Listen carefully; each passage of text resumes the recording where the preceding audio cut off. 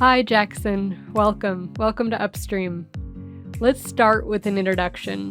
Please tell us about yourself and how you came to study happiness and economics. Yeah, well, I guess the short story is I'm basically just a big time nerd, and I was like, well, I want to study happiness. So I went to the University of Alabama and finished my economics major in 2 years.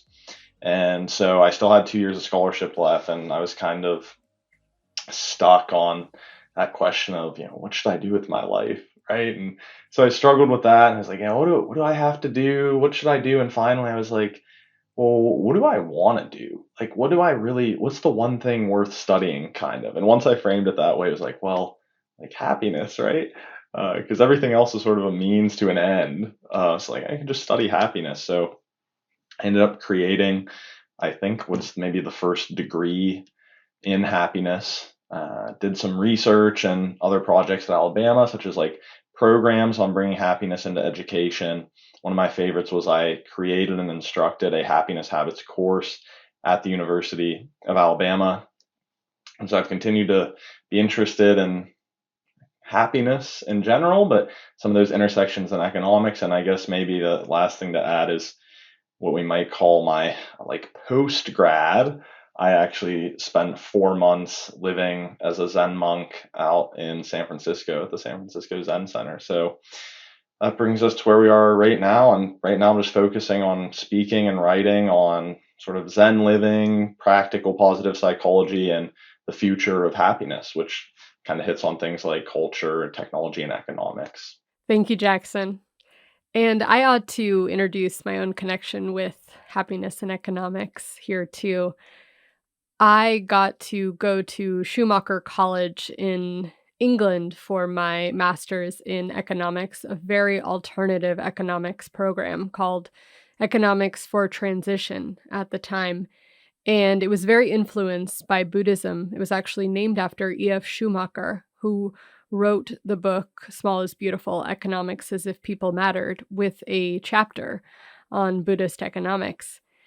And there I got to spend some time with folks who were working in Bhutan at the Gross National Happiness Center in Bhutan, namely Julia Kim and Dr. Ha Vin To, who became good mentors, friends, colleagues.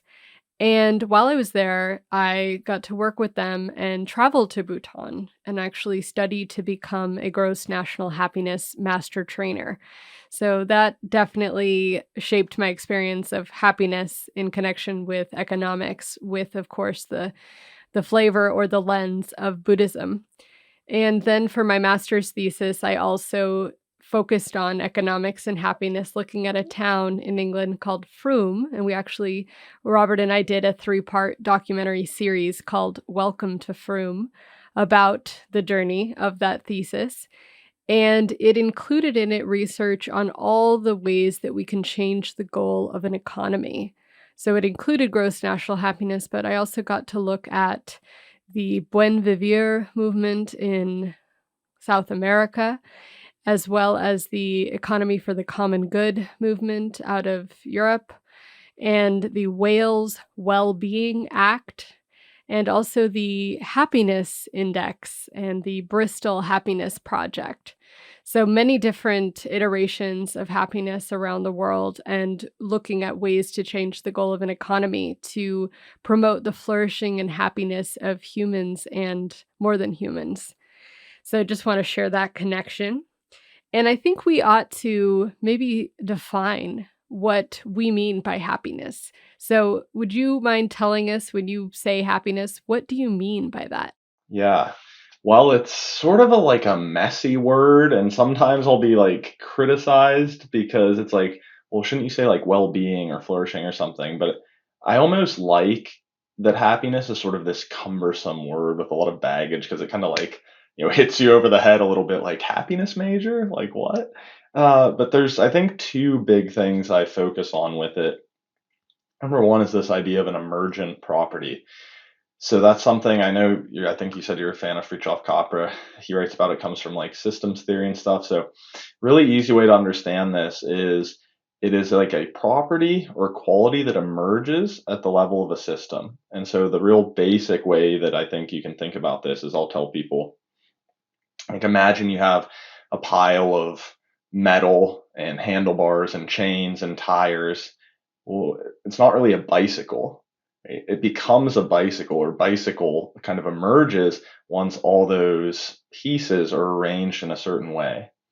So I think, to me, happiness is sort of has this emergent quality. When you look at all these different areas of your life, how they fit together, things like your health, your kind of socioeconomic security, a sense of meaning, growth, positive emotion, flow experience, your relationships, right? When all those kind of fit together in the right way, happiness emerges.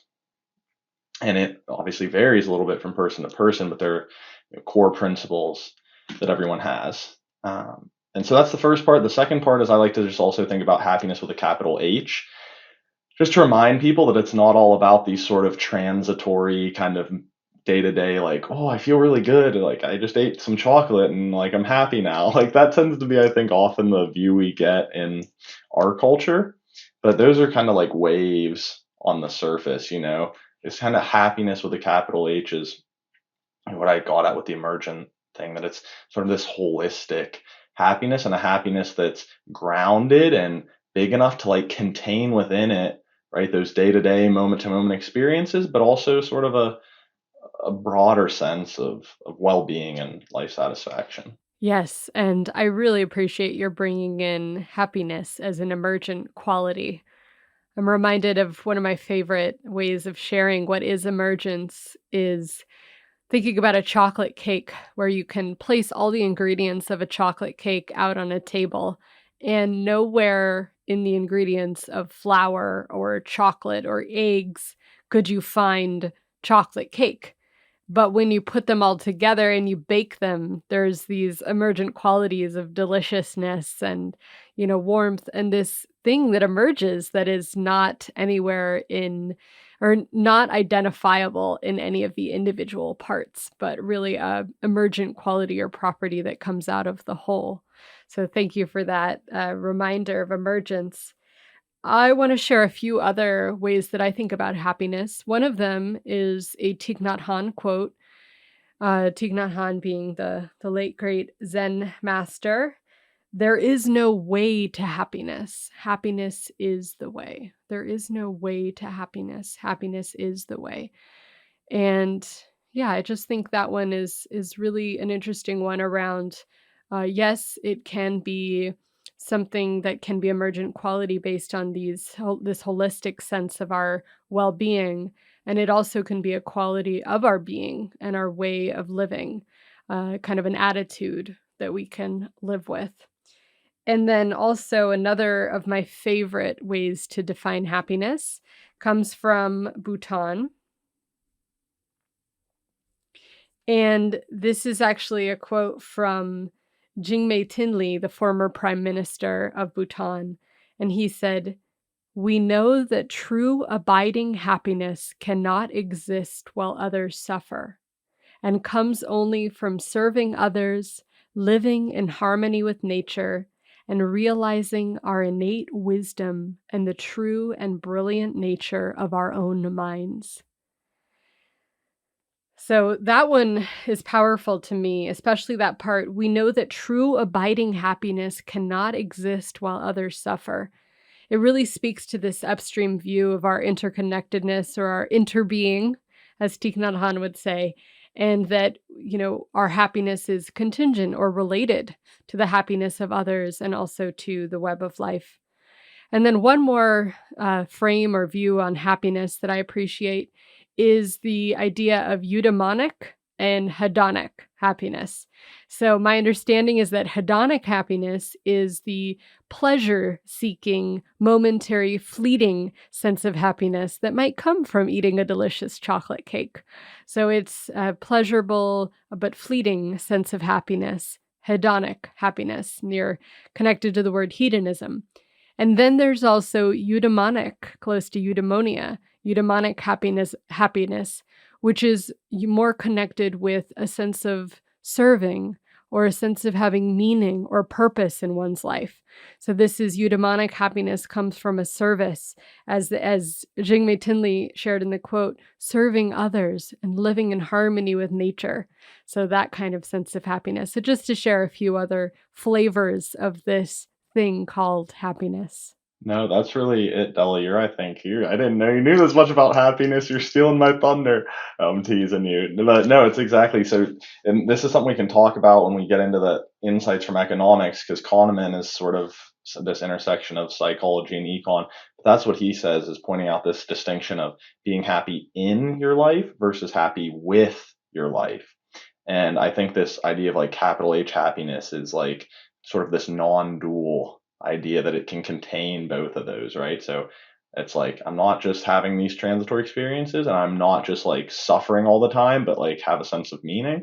You can have a harmony of both those different modes of experience and being. So you brought up Kahneman, which was actually the reason why I wanted to have this conversation with you in the first place, because Kahneman has a very memorable, at least in my mind, a very memorable model around happiness in economics. So Daniel Kahneman, his famous graph or curve, what one might say, is connecting income and happiness. So if you imagine in your mind a y-axis being happiness, how happy one is with one's life, and then you have an x-axis being income, how much income one makes, then the shape of the Kahneman curve is that it goes up at the beginning. So at the beginning, more money does equal more happiness. And then the curve does something interesting. It plateaus. So it kind of flattens out, implying that more money after a certain point doesn't equal more happiness. And this graph to me is huge, and it's huge especially for the post-growth world, post-growth economic movement, because what it tells me is that we can reach a point of enoughness. First of all, it says that folks who do not have enough, they do have increases of happiness with more income. And so there is a sufficiency level or a place of enoughness that one can get to.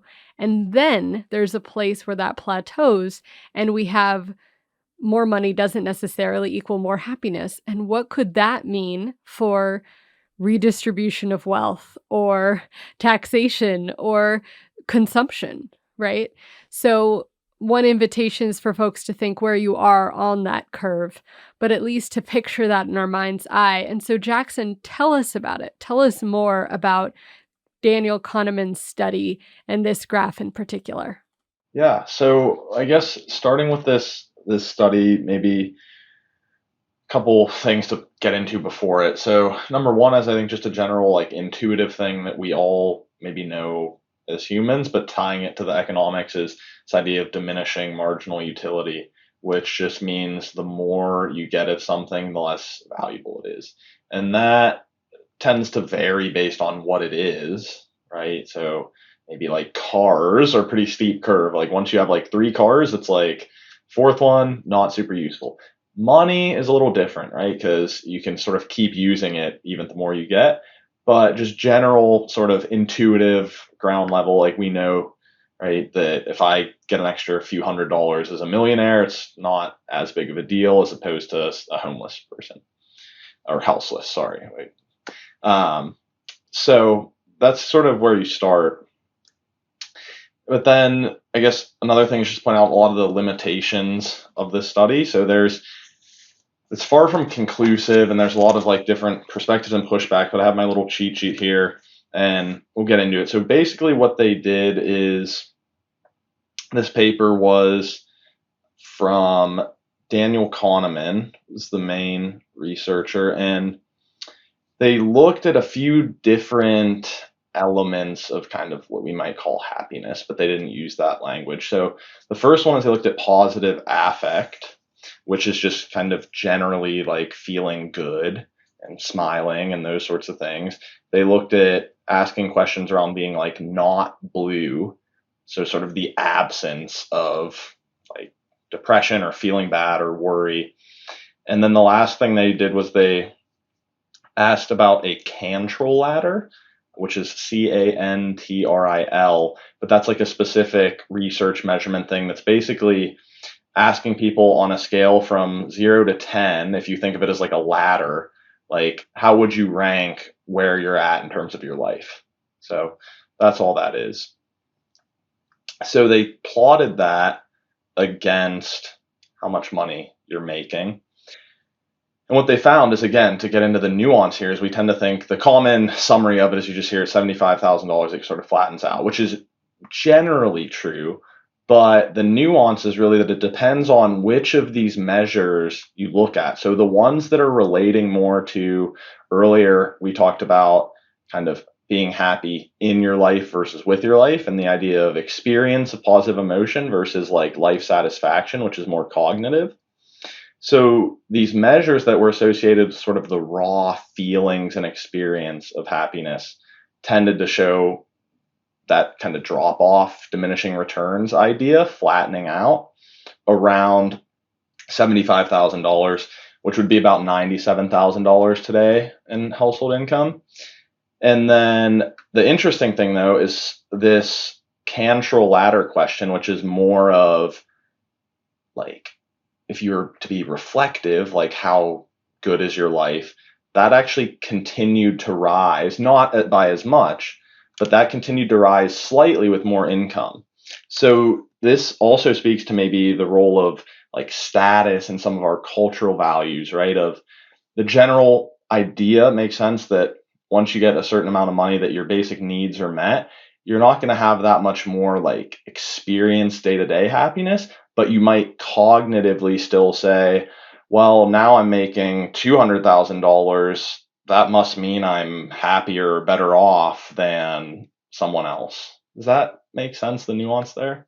Yeah, absolutely. No, that's very helpful. It's making me wonder, was the study only done in the United States, like the US folks? Yeah, so this study specifically was US, but I know there's going to be a lot of variance as well, right? With, again, if you're living in New York City, you have a family of 10, 20, well, I guess not a family of 10 or 20, right? But 5 kids, let's say.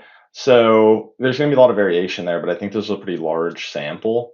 And so, yeah, this one specifically was more looking at that sample. Well, and yeah, the reason why I bring that up is because I appreciate how you're bringing up what are the cultural values around success and progress, development, and happiness, and how those might have played a role in the study. But yeah, just to reiterate, what I'm hearing is when the study was done, the amount of quote unquote enoughness, or the limit to which more happiness and more income were correlated, was about 75,000 a year, and now 97,000 a year. And then after that, there were, yeah, more money did not necessarily equal more happiness. And I think that just knowing that that is a finding is a huge gift to the post-growth movement, because it tells us that we as humans can have enough and that we do not have to continue to seek to get more financial return, more financial wealth, etc. I just find this one graph and this one study very hopeful for humanity, especially right now as we face ecological overshoot. Yeah, well, and I think a important thing to point out too is some of there have been since this paper, like it's one of those kind of hot topics in positive psychology that goes back and forth on, is it true? Where's the tipping point? And so I just want to call attention to a recent paper by Matt Killingsworth, I believe it was, that got a lot of attention because he did a really incredibly robust study, and it said it found that this relationship continued indefinitely. But the important thing I want to point out with this is that he used sort of like matching the logarithm of income, against happiness. And the reason this is important is because what Laurie Santos, who's another really well-known happiness researcher, points out is that if you're doing it based on like log of income, which we don't have to get in the technical analysis of what that means, but it's basically saying that if you change your income from like $100,000 to $600,000, your happiness goes from like a 64 out of 100 to like a 65. Right. So I just wanted to put that out there because the common objection to this study is, well, like, how about this Killingsworth study or some of those other ones? And it's like, yeah, if you're talking about like 6xing your income, that trend might continue slightly, but that's not probably the most practical way to view it. Yeah, thank you for that, and I actually did see that study and was wondering if we'd bring that up.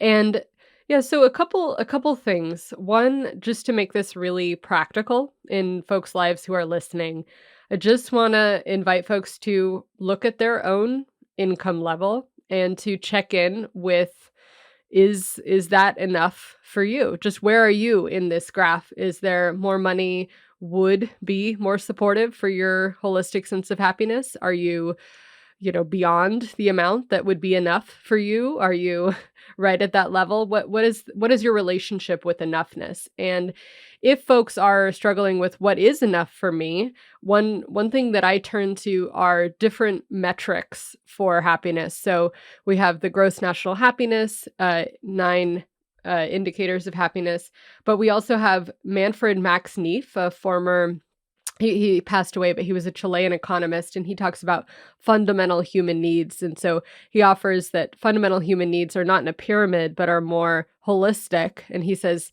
subsistence, protection and security, affection, understanding, participation, leisure, creation, identity and meaning, and freedom. And that these are the fundamental human needs that all humans have. And we'll link to this in the show notes, but I just want to invite folks, if you do want an activity to find your enoughness, to take something like these fundamental human needs or indicators of your own holistic sense of happiness and kind of shade the gradient or give yourself a score as to where you are in the meeting of those needs. And then the second part of that is, which of those needs do you need to meet financially? Because a lot of our needs in this current economy, we have to meet through financial means. But there are some needs that we don't need to meet through financial means. And there's even some that we can meet really creatively through sharing economy, gift economy, mutual aid, and support. So maybe another invitation is, which could needs that you currently meet financially could you meet in creative or other ways that could even give other benefits.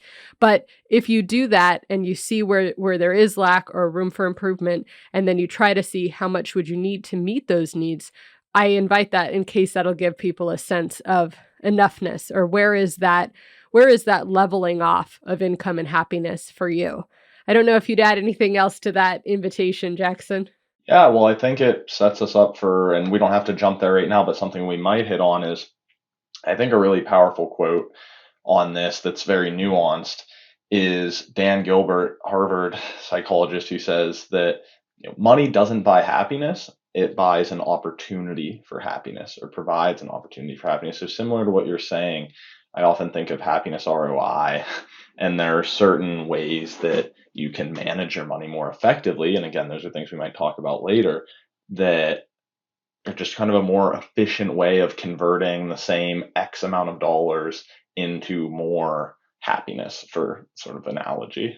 Thank you for bringing up that quote. What it comes back to me is that quote from Thich Nhat Hanh about there is no way to happiness. Happiness is the way. And this is kind of a spiritual exploration around what is it about our attitude towards our life that can bring a sense of peace or happiness, contentedness.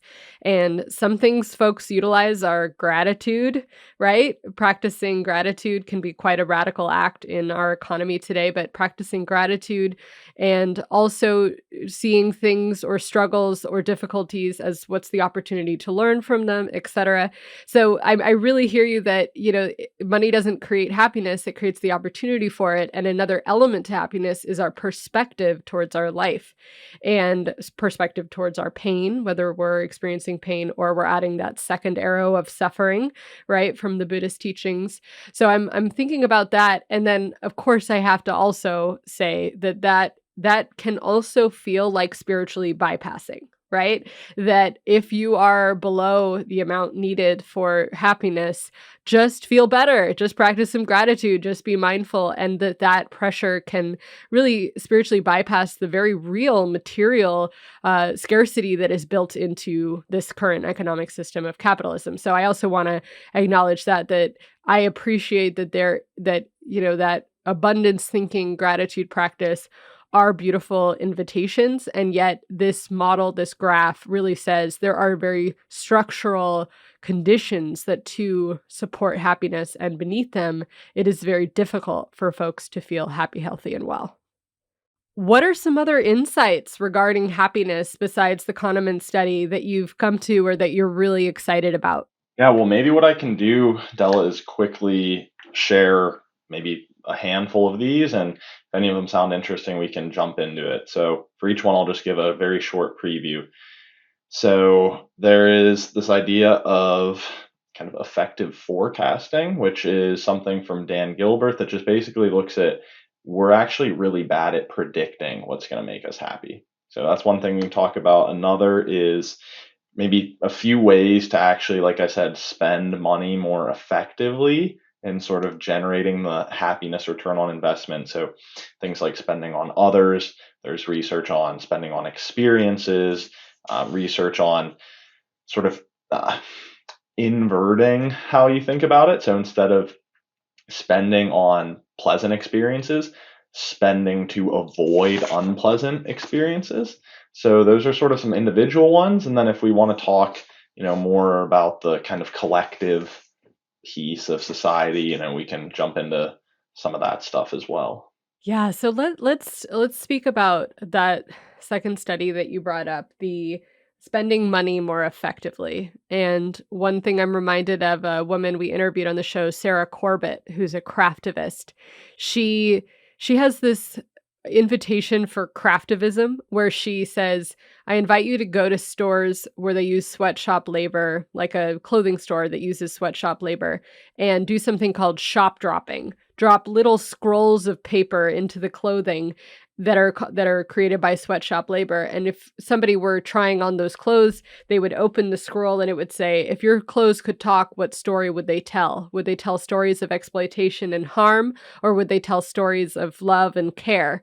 And what that really indicates to me is when we feel into how we use our money and our consumption, I think we can feel into the qualities of that, right? If I go to a a place, a restaurant, and get takeout, and it's tons of plastic containers, I feel differently than, if I were to go and they were compostable or something like that. Also, the conditions of a place or food that is bought at a more organic or local sustainable place versus not. I think we can feel into the qualities of that, and that contributes to our happiness. Or sometimes I feel like I'm not in integrity when I'm not consuming in alignment with my values. So when you brought up effectively, I also thought, yeah, effectiveness is in alignment with our values, and are we feeling like we're in integrity with our choices? So but tell us more about that study in particular and what they learned. Yeah. Well, so I kind of hit on a few here. So maybe we'll start with this spending on others. I can do a quick recap, and I vaguely remember the studies for each of them. The first one, though, is maybe one of the most well known is from Michael Norton at Harvard. And basically, what they did is they took two groups of college students, and each one was given like $20, let's say. And one group was told, hey, by the end of the day, you got to spend this on yourself. And the other group was told, by the end of the day, hey, you have to spend this on someone else. They measure their happiness before and after. And what you might think is maybe, I don't know, similar outcomes, or maybe that group that had to spend it on someone else was kind of like frustrating, of like, well, you like it's sort of like had the rug taken out from under you. Like, oh, I thought I was getting $20 and now I have to spend it on someone else. And what they found was the group that spent the money on others was not only happier that day, but that effect persisted on for several days after. And maybe the skeptical response to that was like $20 is one thing. What if it were like hundreds or thousands of dollars? And so the researchers, being very clever, they didn't have millions of dollars to do this study on. So what they did was they replicated the study, and I believe it was Ethiopia with similar amount of money, like say $20, which there with the standard of living and buying power equates to more, like several hundred or thousands of dollars, did the same study and got a similar result. So is there a threshold somewhere? Probably, right? Like if I were to just give 100% of my net worth to charity right now, like that might not be the most responsible thing. But the big idea is that generally, I think it pays to be a little more altruistic with our money. And I would encourage your listeners to do a mini experiment on this. Like just, do something like an easy habit is if you're at Starbucks or wherever you go to get coffee, or you just buy something for the person behind you. It's like $5 and you feel a little better. So that's sort of at least on the spending on others, that's the one of the big studies. I love that, yeah, you're kind of challenging, self-care is seen as, "Oh, yeah, what can I do for myself?" And yet one of the things you're saying is, like, self-care could be doing something nice for someone else, that actually does support your own happiness and well-being. And I'm reminded of a conversation with a friend who was going through a particularly difficult time, and although I was very empathetic and compassionate to his situation, I felt like when I was speaking with him, it was very much self-focused and very much down on all the aspects of his life that were not working, and I had this thought for him, and I was like, "Maybe you need to get outside of yourself and volunteer or help someone." Like, I think that could actually support your own happiness. And I'm really hearing that reflected in the study, that sometimes we can get very inwardly focused, particularly when we're going through difficult times, and just turning outward and being gift oriented or supporting others or offering our gifts to others can actually be, both beneficial to our relationship, to the other person, and to ourselves. Yeah. Yeah. It almost reminds me of this idea that I really resonate with. I've heard that we tend to think that we're motivated to do something and then, we do it. But what I found is that the motivation comes after you do something. Right. So you don't feel motivated and I start at that first step. Now I feel motivated. And I feel like it is similar with this sort of happiness in relationship to others. Is we think like I might have to, like, if I need to focus on like me first and my happiness, but sometimes actually a more effective way is to just take the step of trying to focus on someone else's happiness, and it sort of reverse engineers your own or something like that. So similar parallel. Yeah, and then a deeper level to this is, what is the self? And if we look at a more ecological self or a widening sense of self, then it would make sense that one person's happiness does influence our own. So let's go then to the collective. I think this is a good point for that. Uh, let's talk about collective happiness, and particularly this piece around income levels and happiness by country. Yeah.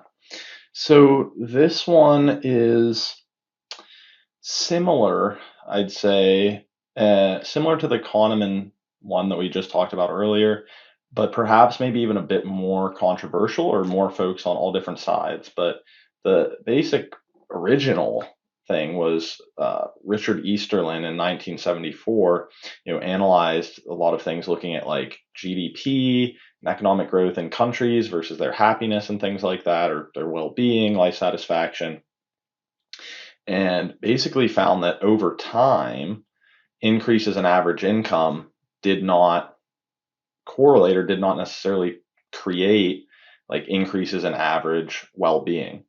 And so this was sort of this satiation idea. It's often called the Easterland Paradox because it's a very unexpected thing. And this data that, what he originally worked with, this was based a lot on US data, which is something we can get into a little more, that this sort of trend of increased growth or GDP doesn't necessarily lead to increased happiness is specifically quite true in the United States. And so maybe where the pushback comes in on Easterlin is as you start to expand this into looking at other countries and think about all the different variables that go into it. For instance, in Eastern Europe, it's like, okay, GDP was growing, but also there was like the democratization and fall of the Soviet Union. So it's like, was it the GDP that caused this, or was it the political stuff? And so the Brookings Institute has a lot. If any of the readers want to dig in, they have a lot of stuff on this. But to sort of summarize, I think the main what would be kind of a psychology approved takeaway from it is that we just don't know. And there's not specifically kind of what we expect of this automatic like growth equals increased well-being. And so I think even just the fact that there's no consensus and there is this somewhat uncertainty that there's no definite relationship is in itself important because it points out that I think what we tend to think about is just infinite growth as the sort of silver bullet or smoking gun. If we can just keep it going, we'll all be happier, is clearly not the key or the solution. Yeah, thank you for that, because I usually look at or speak to that infinite growth is not possible on a finite planet and the impact that it's causing to our ecological systems. But yeah, I hadn't heard that before, but it makes total sense that, another maybe assumption behind GDP growth being the ultimate indicator of economic health and success, it's not providing any more happiness for anyone. And I'm reminded of Kate Rayworth, her view on growth. She says that she's growth agnostic. Growth agnostic. And I love that view because then she says, let's change the goal from GDP or growth of income or growth of profit. Let's change the goal.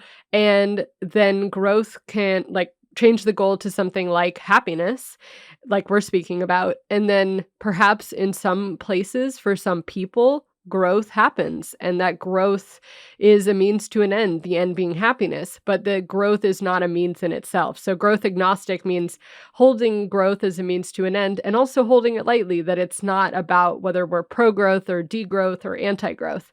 So I want to bring that in too. And the other piece is one thing that we do know, like you were saying, what do we not know and what do we do know? One thing that we do know from the book The Spirit Level: Why More Equal Societies Almost Always Do Better by Kate Pickett and Richard Wilkinson, two folks we've also had on the show. They are epidemiologists, and what they show is that a society that is more unequal, but everyone is of higher income or level of financial wealth or material wealth, they are worse off than a society that is more equal but lower socioeconomic status.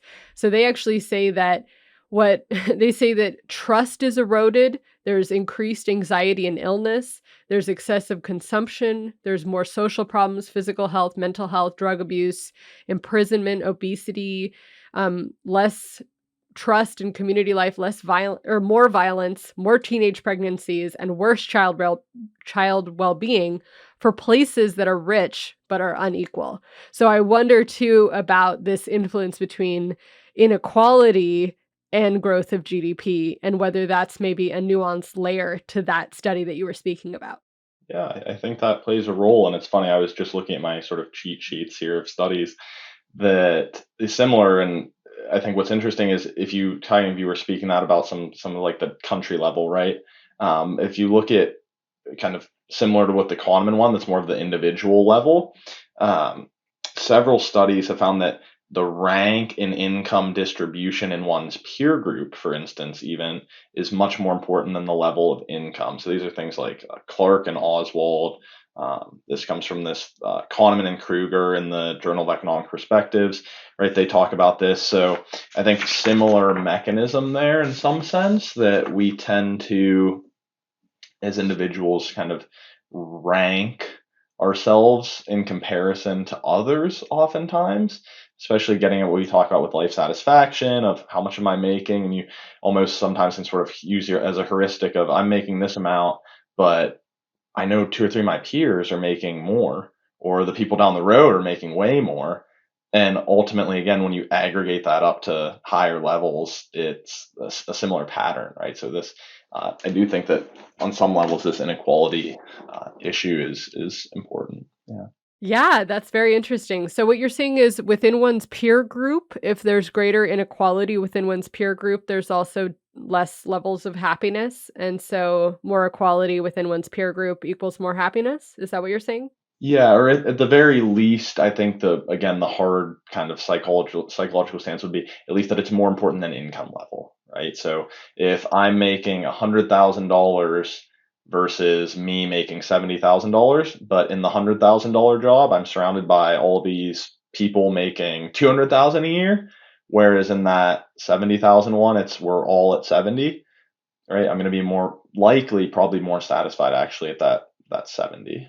Talk to us a little bit about the United States and like because you had something around the culture and the values underlying the United States and why growth maybe doesn't equal more happiness. Tell us your thoughts on that. Yeah, so specifically, like I touched on earlier, the thing that kind of inspired Easterland and where there is a bit more reliable data is that growth does not necessarily equal happiness in the United States. And there's specifically a graph that really illustrates this. That if you were to look into, I think it was Easterland and Angelescu in a 2007 paper that shows basically GDP per capita, how much we're all making, basically 3xing, tripling in the last, I forget exactly what it was, but say 30 or 40 years, where at the same time, like happiness and life satisfaction basically flatlining. And I really think the reason for that is maybe even sort of it's hard to decouple culture and economics in some ways, right? Because it's like the consumer culture that's like economic, but it's also cultural. But there's a couple ideas that I think are really important in maybe explaining that trend. The first one I really like is this work that comes from James Sussman, who's an anthropologist who he studied a lot of hunter-gatherer cultures and kind of looked at their values and patterns around work and their happiness compared to sort of our modern situation as human beings. So, sort of this historical anthropology perspective on happiness. And what he says, he thinks a lot of like this maybe failure, let's say, to convert GDP into happiness in our country has to do with what he calls manufactured wants or manufactured scarcity. So basically, it's this idea that like we've solved scarcity, like practically speaking, in the sense that like we could right have everyone's resources met, basically, at least in our first world like Western culture. So that kind of presents a problem is now that in order to keep the economic engine running, we kind of have to manufacture scarcity, right? Manufacture these wants to like keep keep the engine going. And he says something like in a podcast he was on, we developed a machine not for ending our wants, not for fulfilling our wants, but for generating new ones. So new needs, new desires, new forms of status competition, and that kind of puts you on this ongoing treadmill, so to speak, of always feeling like you need a little more. Yes, and I'm thinking about one of the operating values or principles of capitalism regarding this, meaning capitalism needs to continue to find new frontiers, right? New frontiers, and that's another way of saying creating more wants because the goal is infinite growth of profit, of income, and of GDP.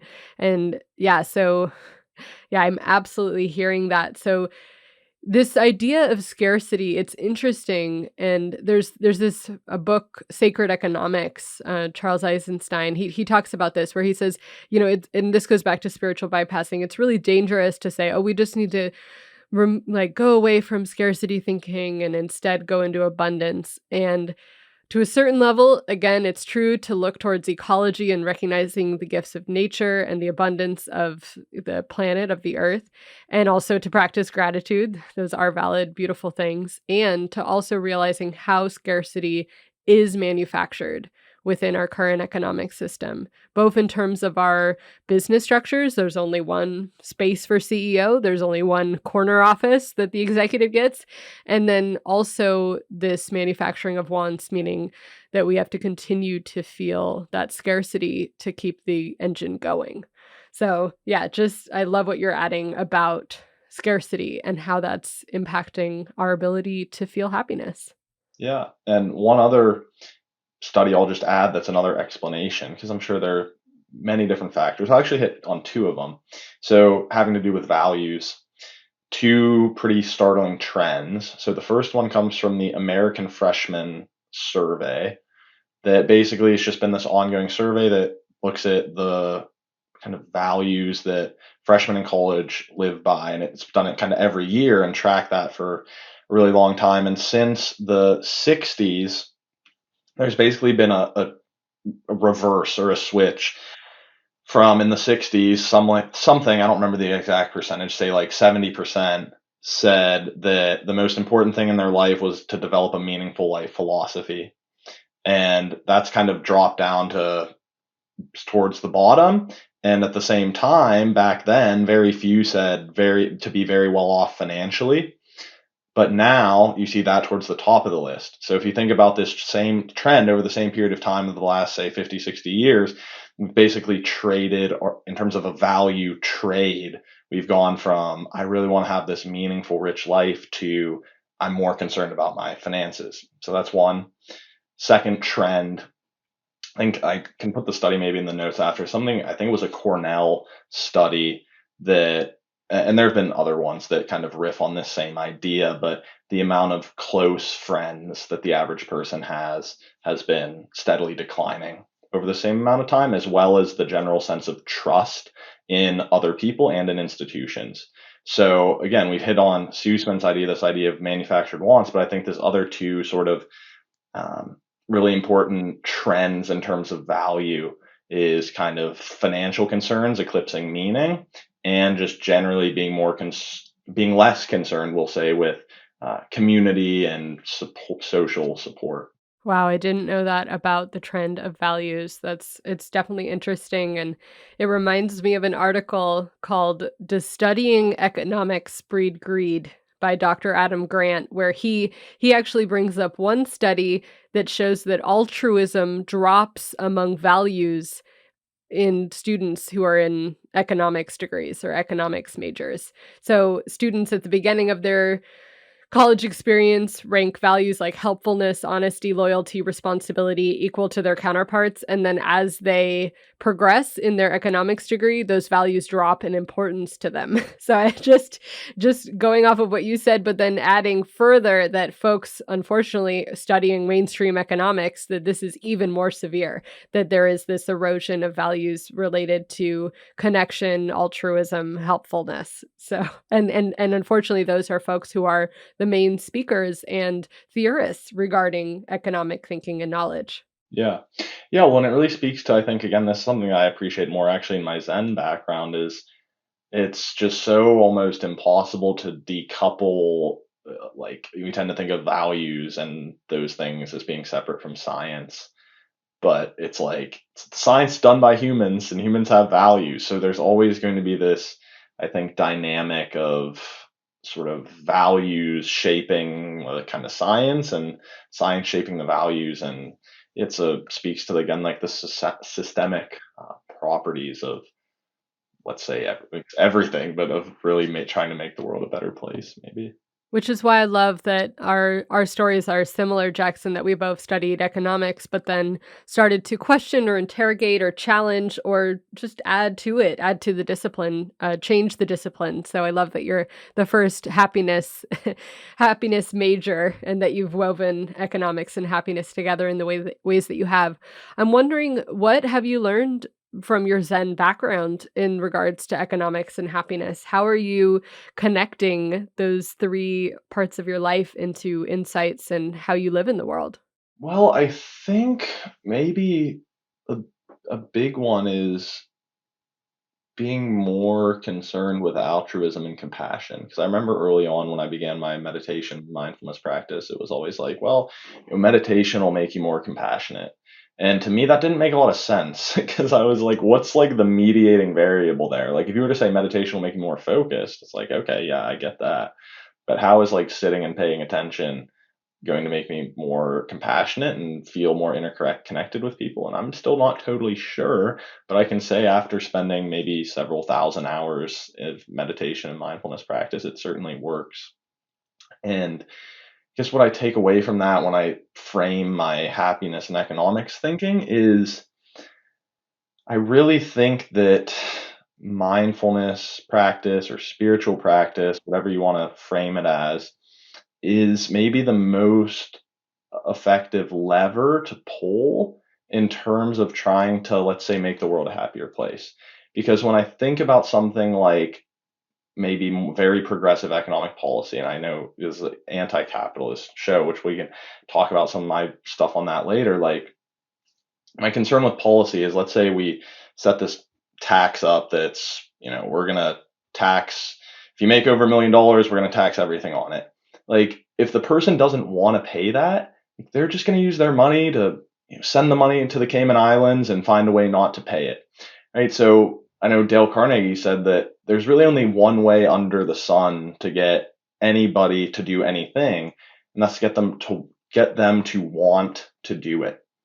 And so when I think about this idea sometimes of, with regulation and policy kind of forcing people to do things, to be more compassionate, it's not that we shouldn't make those types of changes, but it's saying, I think ultimately, if we can actually get people to feel it in their bodies and feel internally, rather than saying, oh, I've got to, let's say, pay more taxes, I better get my CPA to, get me out of this. But I actually feel like I want to give more, care about others.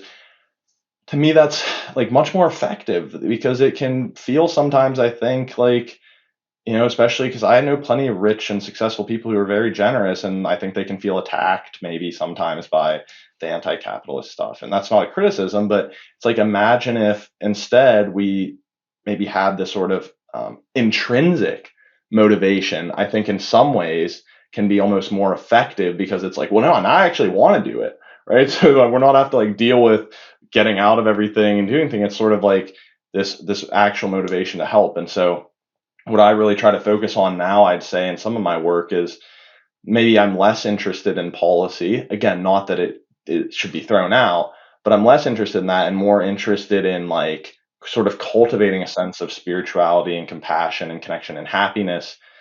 So people really want to do these things, right? And then it sort of takes care of itself. So anyway, that's maybe how some of the Zen, practice of compassion and altruism has influenced my view. Thank you for that. I really hear you. And one thing that's coming up for me is the the idea of that we all as humans have both the extrinsic values of power, prestige, power over fame, wealth, like looks, right? That kind of thing, those external or extrinsic values. And then we all have these intrinsic values within us too, these values of compassion, kindness, care for the environment, care for one another, contribution, service.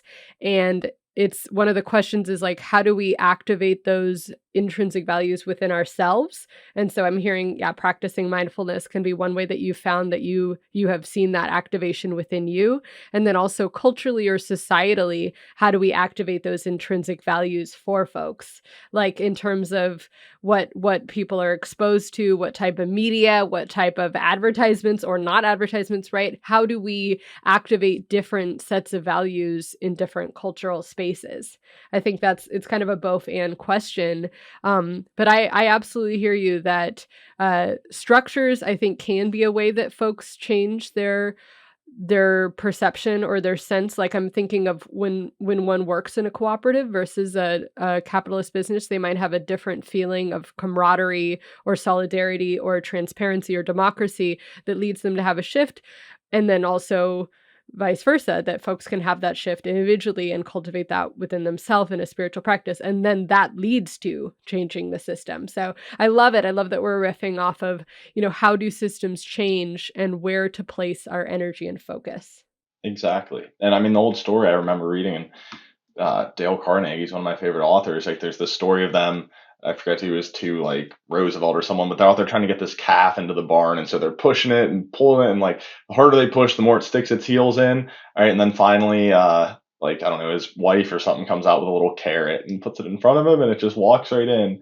Right. So again, it's not that it's one or the other, like you said, but it's like, can we organically cultivate this sense of maybe a little bit more compassion and like kind of happiness for one and for all idea.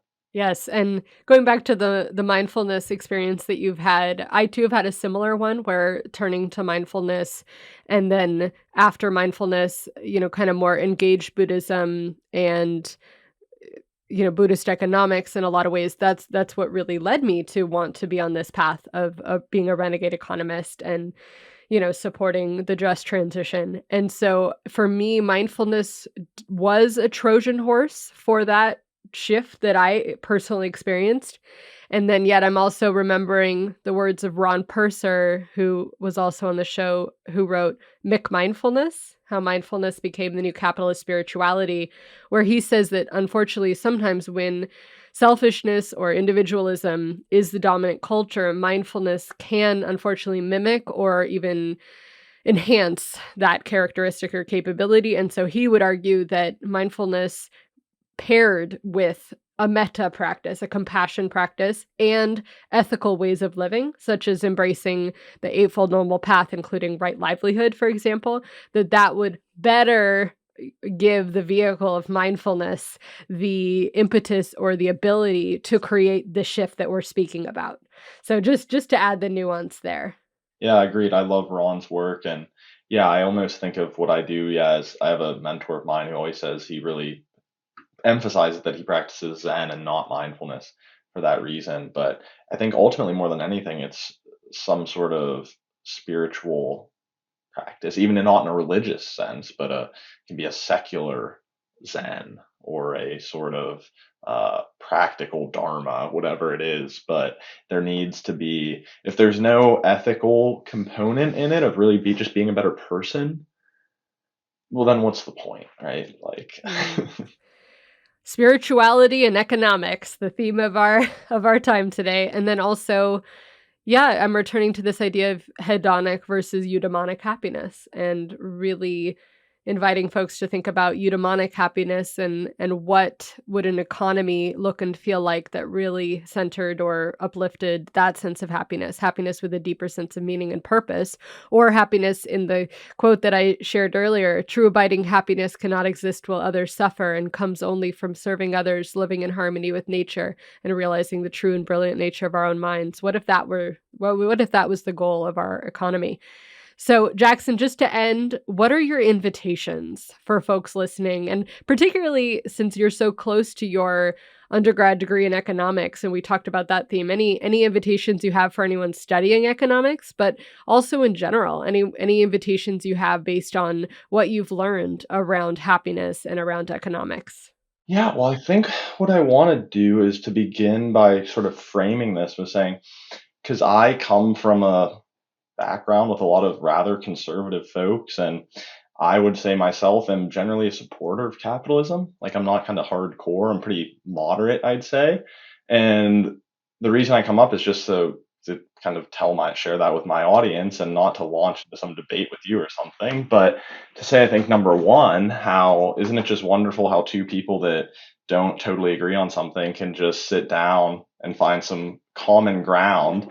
And I think often that this idea of like optimizing for happiness can be that common ground of saying, hey, you might be anti-capitalist and I'm kind of pro-capitalist, but like I think we can agree that the general direction we want to get to is that we could all be a little happier. And so like I value your willingness to sort of have these discussions. But I also say that as kind of a pretext for what I'm going to say next, that I think it's almost in today's world, it almost feels like, the moment you say like, I challenge our society and some of even the more conservative people I work with who are wonderful, generous people to say we could do just a little better, right? In terms of, I think, converting our kind of economic systems into happiness. And that doesn't mean we have to go communist or something, right? Right. But here's the story I use for that. I had this realization, I don't know, a few months ago when I was at the store about kind of how are we allocating resources as it relates to happiness. And I thought about how we've gone from swiping our credit card to chip to touch. And I thought, so we as a society or as a species have decided to invest, I don't know, several billion dollars probably into that, and maybe another, million hours of some of our most intelligent, creative, motivated people. So, you know what a good usage of that would be? Yeah, let's go from swipe to chip to touch. And so I don't think it's like a totally radical, scorching hot take to say, like, maybe, just maybe, we could just do a little better than that. Right. And so that's what I get at with the sort of, I'm still pro capitalism, but sort of this idea of like happiness economics of like, can we just shift maybe just a little bit and just question, just lay out a challenge to people to be open minded and to say, whether it's still in a capitalist framework, whatever, like, can we just do a little better in terms of turning this into happiness? Right. So I guess that's generally my invitation is that people on both sides, like I said, I really take pride in having this policy of I'll have a conversation with anyone. But having, I think, this common ground of happiness and particularly in economics, it's like we all want the same thing here. Thank you. Thank you for your invitations. And yeah, I am thinking about how can the transition to an economics that is more in alignment with happiness, both for people and the planet, how can that feel inviting and feel more fun, more joyful, more vibrant, more thriving? And so folks are drawn to it instead of a battle or a pushing away. How can it feel like an invitation and that we would all benefit, right? As we were talking about inequality and happiness. If a more equal society, everyone would be better off. There would be less violence, there'd be more health, there'd be more trust, more connection. So it's better for everyone. So I love that. Like what are we on the same page about and focusing on what do we both want versus what do we disagree on? I think that's a beautiful invitation. And then my other invitation going back to that sense of enoughness and sufficiency, which is another we didn't speak about it, but is definitely related to Buddhist economics and gross national happiness, the sufficiency levels that are actually a part of the gross national happiness framework. But this idea that I invite folks listening to contemplate their own relationship to enoughness. Where are you in that Kahneman income and happiness graph? What, if you're above that which is needed to be sufficiently happy, could you give away that money or put it towards a social or mission driven cause of your choice? And also, if you're under, what are the needs that are not being met? How could you meet those needs in creative ways that are perhaps non-monetary? And then if there are needs that need to be met financially, how much would that be for you to be able to meet those? And of course, maybe someday we'll have that universal basic income, but until then, just recognizing that money does equal happiness until a certain point, and just, continuing to explore what that means for all of us and for our economies around the world. Thank you so much, Jackson. It was really good speaking with you today. Yeah, thank you, Della.